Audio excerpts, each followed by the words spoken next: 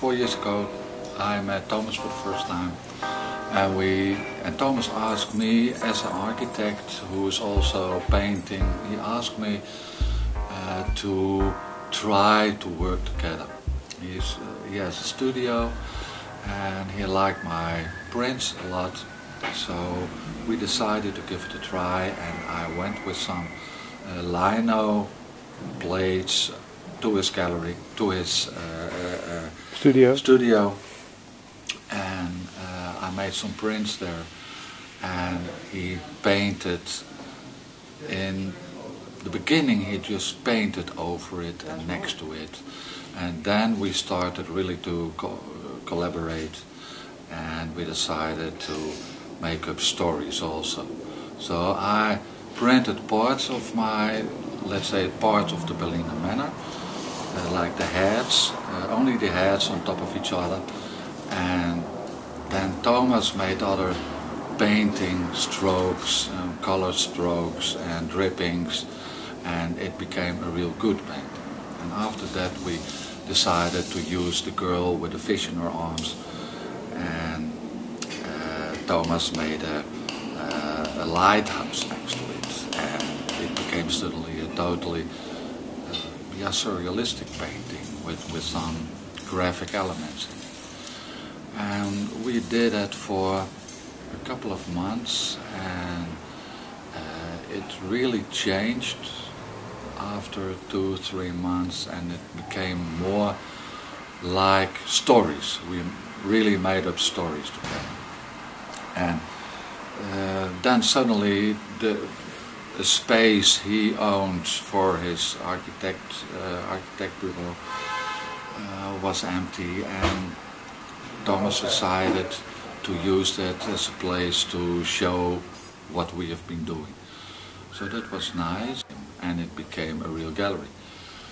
And maybe that was a pity, because it wasn't spontaneous anymore, and now we really started to make art. And instead of working a whole Saturday together from the morning over the afternoon into the evening, and drink a lot of beer and listen to great music, and instead of printing on a press, dancing on the linoleum, and so we used our feet as a press.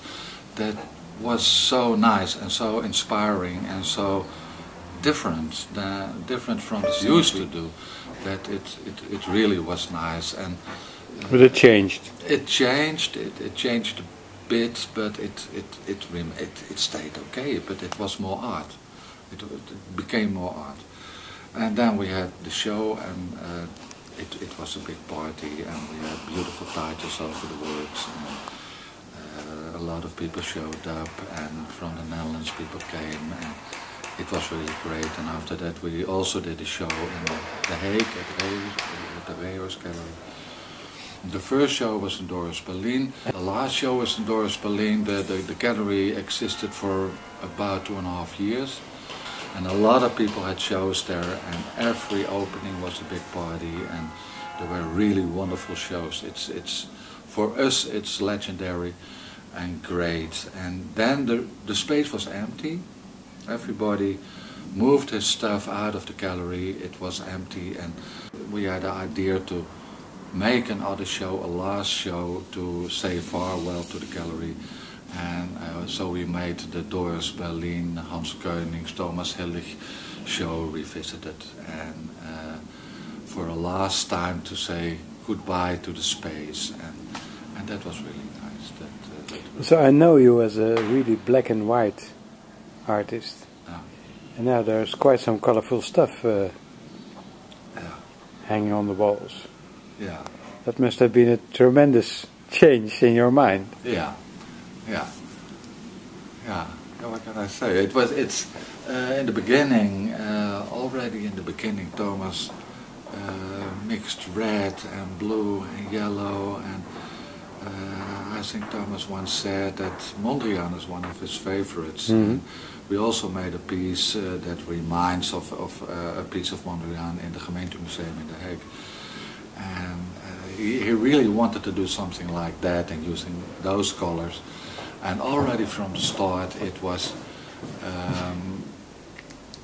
yeah, it was black and white, and my pieces were on white paper and really black, and I wasn't satisfied, or I was not satisfied. And then suddenly Thomas moved on and moved over with a lot of paint, and the splashing started and the brushing started, and it was terrible in the beginning. It is so almost like so much paint, and yeah, like a colorful orgasm. Yeah, yeah. So I had to get used to that, but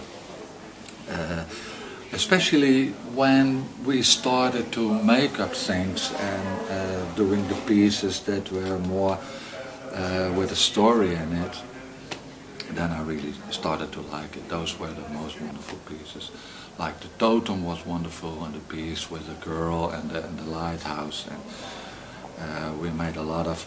Thomas also started to use small comic pieces in the works, and those were really the highlights, and that really got together very well with the black and white, with the very graphic stuff. Yeah. Is de bar open? Wil jij of wel?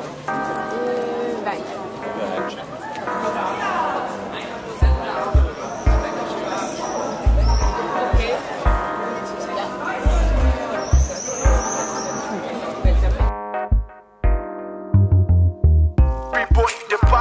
Lève les mains en l'air, remercie Hippo, peut-être Dieu et ta mère. Ils m'ont donné un chemin dans la vie, des espoirs, de la joie quand on pouvait pas sourire. Ils m'ont montré un destin pour l'avenir. Toujours les questions d'argent, qu'est-ce que je fais pour l'obtenir? C'est dur des fois quand on ne sait pas pourquoi les flics m'arrêtent à chaque fois. Insultent mes potes, Rasta me disent de rentrer chez moi sans aucune raison. Alors un big up à ma famille musicale et livraison de bons sons. Ceux qui connaissent pas la honte de dire la vérité, on est sûr que lui qui sous-estime va bientôt assumer.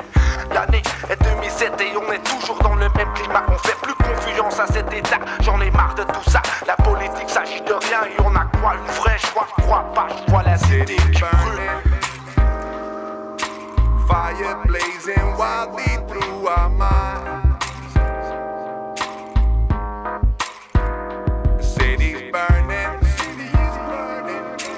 raging flames, men burning for their lives. Kite, packs like that. Come on, for the game, for the light, for the kids, for the white, for the many revolutionaries running through the night, for the hood, for the hustlers, for the lost trust, for the anti-violent souls getting nauseous.